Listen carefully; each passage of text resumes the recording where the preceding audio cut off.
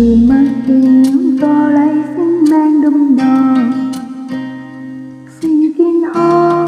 จึงยอมรุ่งโรยสู่ดินเปรียบใจเขาที่เศร้าหักเจ้าดอกไม้บอกทันตั้งหลักเคยบอกคำวันนี้เพิ่นบอกลาเจ้าจำปาฟังว่าจงใจคำเพลงคนโลเลที่ไปถึงได้เห็นยังแห้งเพียงเช้าตาเจ้ายังแต่เธอไม่เบ่งบานอีกครั้งจำปายังกุยกินหอมไปถึงป่าดอกจำปา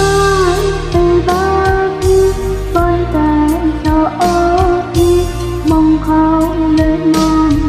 บ่เห็นเป็นความหักต้องหักให้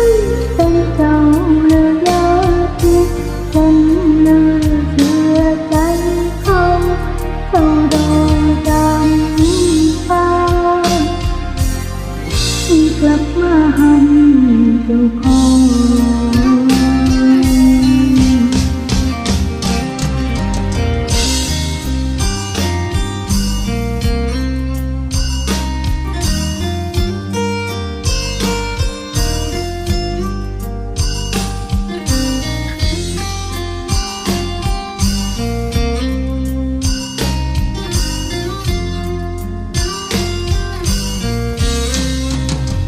ใจที่ลอยล่องจองหัวใจเจ้าคืนอย่าไปฝื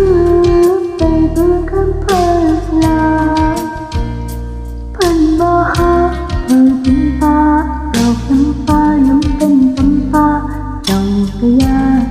เป็นหลายอย่าเศร้าเลยดอกจำปาไปบ้านที่บนแต่เธอโอ้ที่มองเขาเลยมอง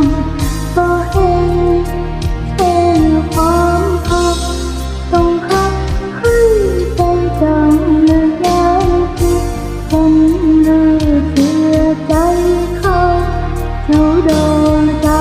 ำปาให้กลับมาหันเจ้าของดอกจำปาที่บ้านที่บนแต่เธอโอ้ที่มองเขาเลยมองบ่เห็นเป็นความหักต้องหักให้เป็นเจ้าเลือกยาที่ฉันเลือกเชื่อใจเขาเจ้าดอกจำปาให้กลับมาหันเจ้าของ